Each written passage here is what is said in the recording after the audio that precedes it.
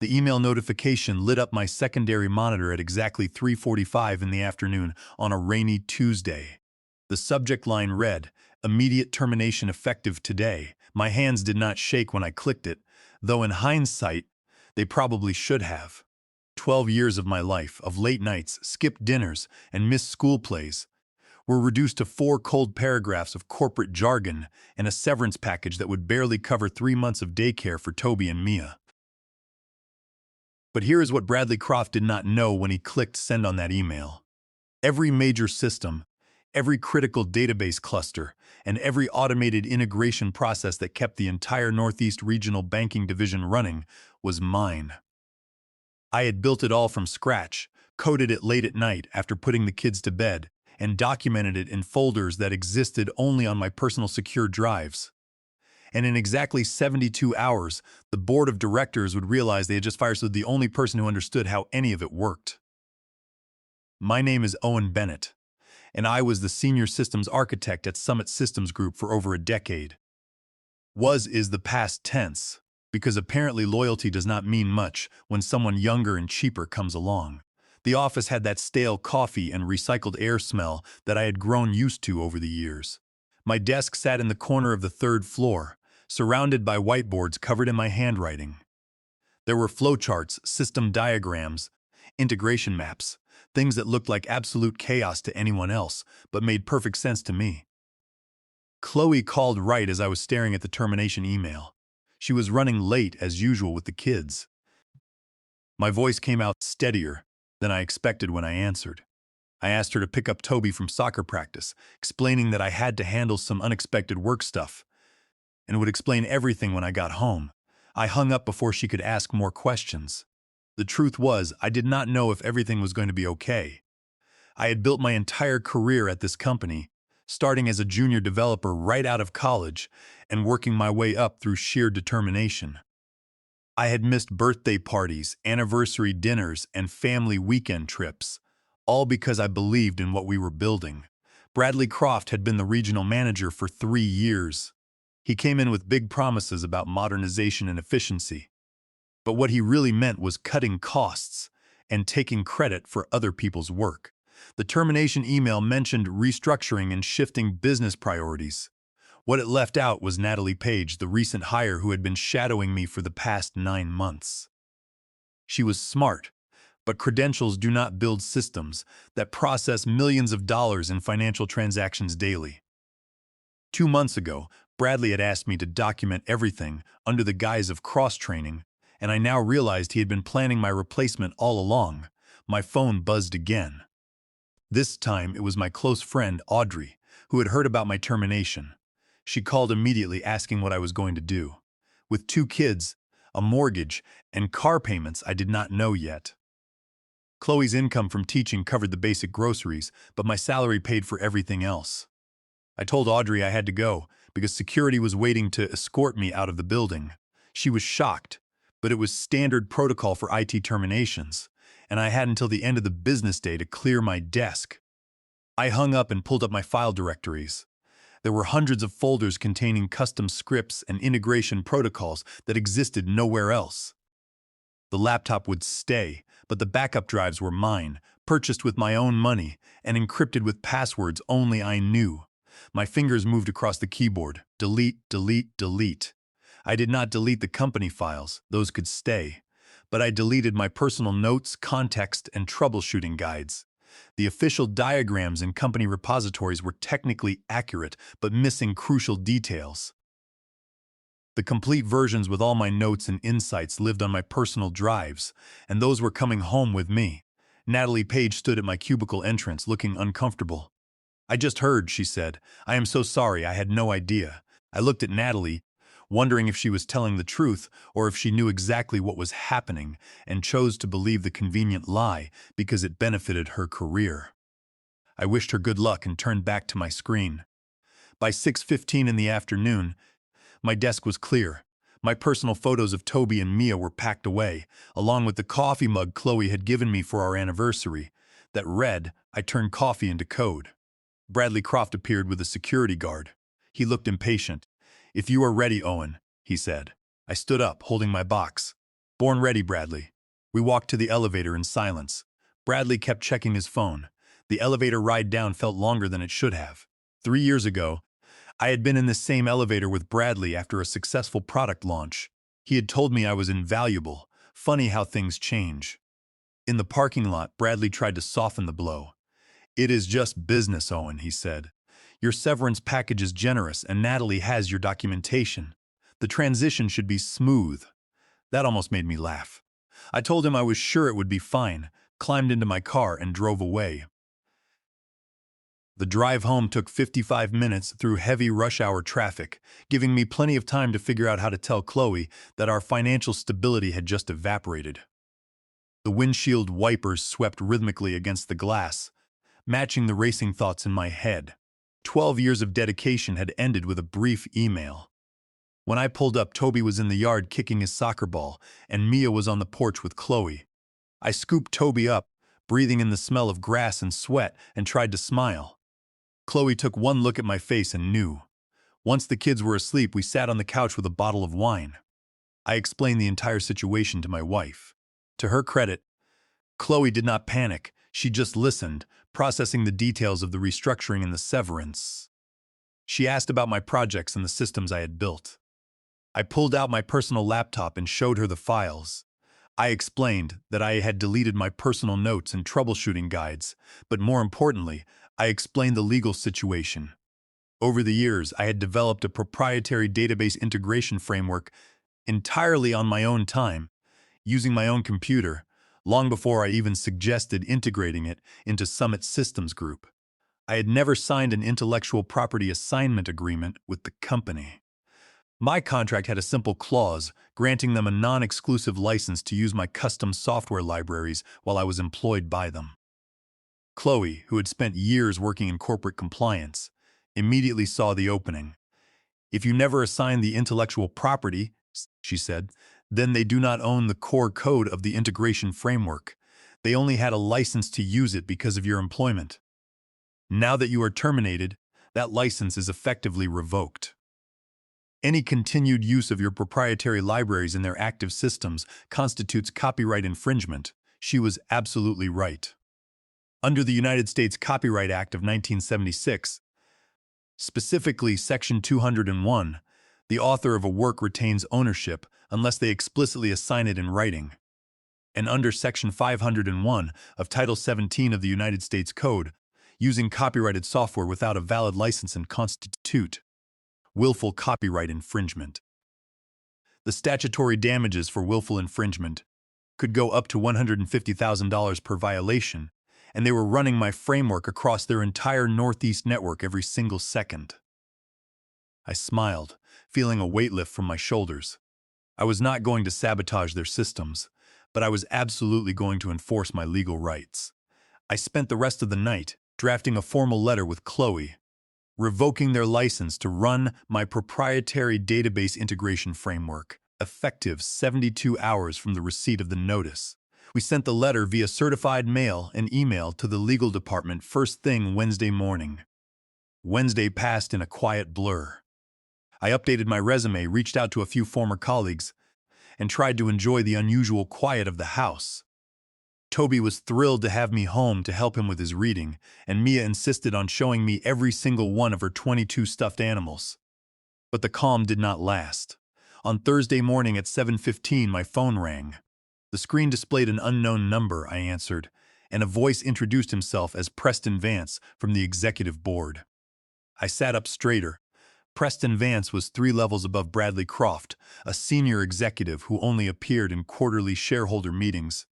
"Owen, I just learned about your termination," Preston Vance said, his voice tense. "I want you to know that this decision was not authorized at the board level. Bradley Croft acted independently, and we want to discuss bringing you back. There seems to have been a major miscommunication about your role and value." I looked at Chloe, who was listening. I told Vance that I appreciated the call, but I needed to know what had changed between Tuesday afternoon and Thursday morning. Vance sighed over the line. "We have encountered some severe technical difficulties," he admitted. "Our regional transaction systems are experiencing cascading failures, and we cannot complete the database synchronization." The integration database keeps timing out. I knew exactly why. The database synchronization required a custom authorization protocol that was hard-coded to check for a specific encrypted credential file. I had deleted my personal copy of the decryption key, and the company's repository only had the encrypted file. Without that key, the synchronization would time out indefinitely. I told Vance that I was sure Natalie Page could handle it since she was highly qualified. "Owen, please, let us not play games," Vance said. "The board is facing significant operational disruptions. We need someone with your institutional knowledge." I reminded him that they had someone with that knowledge, but they chose to escort him out of the building. I told him I would need to think about his offer and hung up, leaving him to sweat. My phone rang again almost immediately, but this time it was a completely different number. I sat in my home office looking out the window, watching the rain trickle down the glass. The 12 years I had spent at Summit seemed like a distant dream, but the lesson was clear. The corporate world has no loyalty, and it was up to me to look after my family. Chloe came in and placed her hand on my shoulder, reminding me that we would get through this together no matter what happened. The second call was from Evelyn Mercer, a talent acquisition director at Nexus Tech, one of Summit's primary competitors. She told me that my reputation in the industry preceded me and that she had heard about my departure. She asked if I would be open to a conversation about a senior infrastructure architect role they were looking to fill immediately. The starting salary they discussed was 40% higher what I had been making at Summit Systems Group, with excellent benefits and a clear path to leadership. I scheduled a virtual interview with her for Friday afternoon. I hung up the phone feeling a sudden surge of confidence. The market was already responding to my availability, showing me that the skills I had spent decades refining were highly valued elsewhere. Meanwhile, the situation at Summit Systems Group was rapidly deteriorating. Because the database synchronization was failing, the transaction queues were backing up. By Thursday afternoon, banks across the Northeast were reporting that customers could not access their accounts or make transfers. The company was bleeding money and violating their service-level agreements with major financial institutions. Bradley Croft called me once, but I ignored the call. He had made his decision, and now he had to live with it. Natalie Page sent me several desperate emails explaining that the transaction system was throwing errors she could not trace and asking if I could explain the error handling protocols. I felt a brief pang of sympathy for Natalie, but I knew that helping her would only allow Bradley Croft to escape the consequences of his actions. I needed to let the natural outcome of their poor management unfold completely. The system was designed to lock down if unauthorized changes were, and without its changes were made, and without the decryption key, Natalie could only watch the queues grow. On Friday morning, I had my interview with Evelyn Mercer, sir. It went exceptionally well. The team at Nexus Tech was professional, forward-thinking, and genuinely excited about the possibility of bringing me on board. They wanted someone who could rebuild their back-end infrastructure from the ground up, and they were willing to give me complete creative control. As we wrapped up, Evelyn mentioned that their legal team had already reviewed my employment contract with Summit and confirmed there were no enforceable non-compete clauses. This was a massive relief, as it meant I could transition smoothly without any legal interference. She described the company's growth plans and their vision for the next 5 years, which aligned perfectly with my own professional goals. It was refreshing to speak with a leader who understood the technical challenges of managing complex financial systems and who valued engineering excellence over arbitrary budget numbers. I felt an immediate connection to their team. I thanked Evelyn and told her I looked forward to their offer, which she promised would arrive by the end of the day. Later that afternoon, Preston Vance called me again. He sounded even more frantic than before, his voice trembling slightly under the pressure of the mounting crisis. "Owen, the board is holding an emergency meeting on Monday morning. At 9 o'clock, he said. We want you to attend. We are prepared to offer you full reinstatement, a 30% salary increase, and an expanded team. We need you to help us resolve this crisis before we lose our biggest clients." I told Vance that I would attend the meeting, but I made no promises about accepting their offer. I wanted to hear what they had to say, but I was not going to make any commitments until I had evaluated all my options. I spent the weekend focusing on my family, trying to block out the constant notifications on my phone. My old work email, which I still had access to on my personal device, was flooded with system alerts and critical error reports. The entire Northeast Division was grinding to a halt. On Sunday evening, Bradley Croft called me. His voice had lost all of its arrogant edge. He sounded tired and defeated, a far cry from the smug manager who had escorted me out of the building. "Owen, I made a mistake," he said. "I thought the systems were fully documented and transferable. The pressure from corporate to cut costs was intense, and I thought we could manage." I told Bradley that he had not just made a bad call. He had been disrespectful to my work and the 12 years I had given the company. I told him I would see him at the board meeting on Monday and hung up. I sat in the kitchen, watching Chloe prepare dinner. The smell of garlic and basil filled the air. She looked at me and asked if I was nervous about the meeting. I told her I was not nervous, but I was curious. I knew I held all the cards, but I wanted to hear them say it. I wanted them to admit they were wrong. Chloe smiled, squeezing my hand. "You built that network, Owen. They are finally realizing what that actually means."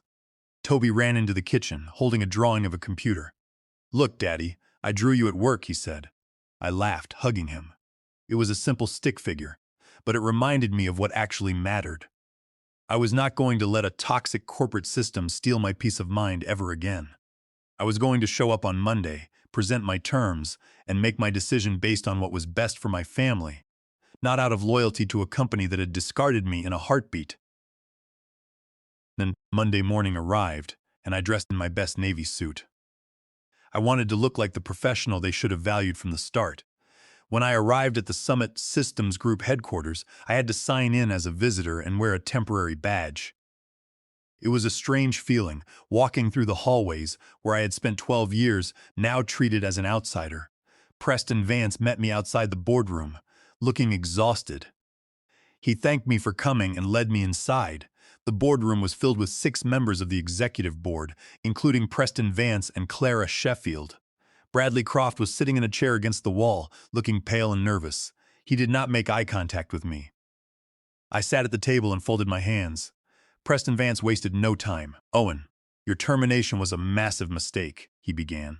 "We have spent the last 5 days dealing with cascading system failures that have cost us significant revenue and damaged our reputation with key clients. We want to offer you your position back with a 30% salary increase, an expanded team under your direct supervision, and a guarantee of board consultation before any future restructuring decisions." I listened quietly, then turned my attention to Bradley Croft. "And what about Bradley?" I asked. Clara Sheffield spoke up. "Bradley has been placed on performance review, pending the resolution of this crisis," she said. "His future with the company will be determined by how quickly we can stabilize the systems." I opened my briefcase and pulled out a manila folder, sliding it across the table toward Vance. "I appreciate the offer," I said, "but before we discuss my return, we need to address a serious legal matter.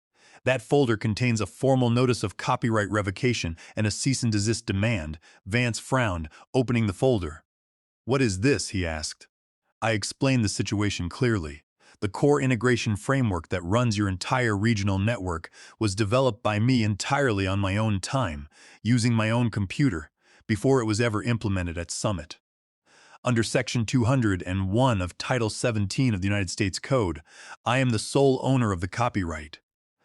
My employment contract only granted the company a non-exclusive license to use that intellectual property while I was employed here. When Bradley terminated my employment, that license was officially revoked.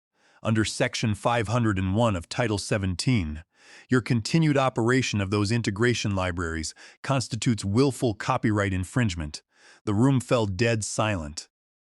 The board members stared at me, then at their legal counsel, who was sitting at the end of the table. The attorney quickly scanned the documents, his face turning pale. He leaned over and whispered to Vance, confirming that my legal claim was valid. The company had no signed assignment of invention agreement, and the contract language was clear. They were running unlicensed software to process millions of dollars in transactions. The legal counsel explained to Vance that continuing to run my framework without a license exposed the company to severe federal penalties and an immediate injunction that would halt their entire operation. If you continue to run my framework, I continued, my voice calm and steady, you are committing willful copyright infringement. The statutory damages are up to $150,000 per violation, and my attorney is prepared to file for an immediate federal injunction to halt the systems. Preston Vance rubbed his temples. Owen, what would it take to resolve this? He asked, his voice shaking slightly. The board was completely out of options, and they knew it. I told them my terms. I was not interested in returning to the company. The trust was gone, and I had already received a superior offer from a competitor. However, I was willing to grant Summit Systems Group a perpetual, non-exclusive license to use the integration framework in exchange for a one-time licensing fee of $250,000. In addition, I would recommend a reliable independent consultant who could help their team stabilize the network using standard industry frameworks, but his services would not be cheap. The board members looked at each other. They had no choice. Without my integration framework, their entire Northeast division would remain offline, costing them millions of dollars a day in client penalties and lost revenue. Clara Sheffield looked at Bradley Croft, then back at me. We accept your terms, she said. We will have the licensing agreement drafted and the payment processed today, and Bradley Croft will be terminated immediately. Bradley looked as if he had been struck by lightning. He stood up and left the room without a word, escorted by security. I signed the agreement, packed my briefcase, and walked out of the building, feeling a profound sense of relief and triumph. I was finally free from the toxic environment that had consumed so much of my life. I walked out into the fresh afternoon air, knowing I had protected my work and my family's future. The transition to my new role at Nexus Tech was incredibly smooth. I started the following Monday as their senior infrastructure architect. The environment was completely different from Summit Systems Group. Evelyn Mercer welcomed me on my first day, and the technical team was eager to collaborate. They treated me with respect from the beginning, valuing my experience and listening to my recommendations. The salary was 40% higher than my old base pay, and they provided me with a substantial signing bonus. My first major project was to overhaul their entire back-end architecture to support their growing client base. It was a massive challenge, but it was exactly the kind of creative work I enjoyed. I spent my days designing a modern, resilient system that utilized automated failovers and secure database integrations. The team worked hard, but we maintained a healthy balance. For the first time in years, I was home for dinner almost every night. I helped Toby with his homework, played blocks with Mia, and spent quiet evenings with Chloe. I felt lighter, as if a heavy weight had been lifted from my shoulders. The daily stress that had plagued me for a decade was completely gone, replaced by a sense of professional satisfaction and personal peace. I could focus on building things instead of fighting bureaucracy. 4 months after I started, Evelyn Mercer called me into her office. She had a massive smile on her face. Owen, the board has been watching your work, she said. The stability of our new systems has allowed us to secure 3 new major contracts. We want to promote you to Chief Technology Officer. The promotion came with a significant salary increase, an equity stake in the company, and a seat at the executive table. I accepted the offer immediately, eager to lead the division into the future. I was no longer just an engineer fixing problems. I was helping to shape the company's direction. My old company struggled for a long time. The consultant I recommended was expensive, costing them nearly double what they had been paying me annually. They had to hire 3 full-time engineers to manage the workload I had handled alone. The regional division survived, but they lost several key clients during the transition. One afternoon, Natalie Page called me. She wanted to apologize for her part in what had happened. She told me that the entire engineering team still talked about me, calling me a legend for how I had stood up to the board and protected my work. I appreciated the call and wished Natalie the best in her career. It was good to know that the lesson had not been entirely lost on them.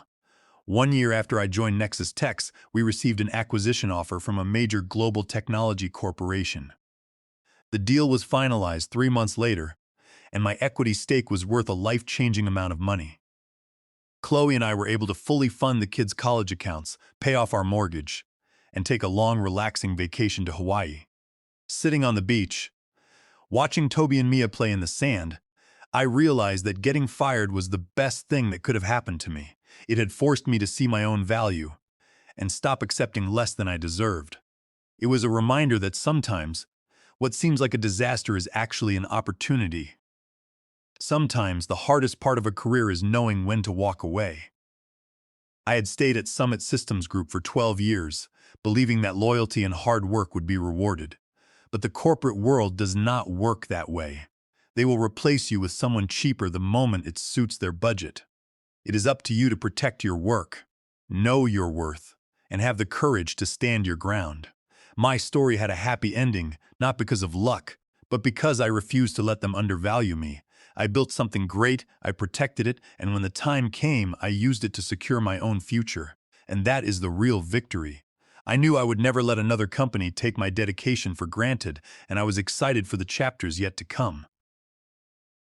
As I sat on the dock of our lake house, feeling the warm summer breeze, I felt a deep sense of gratitude.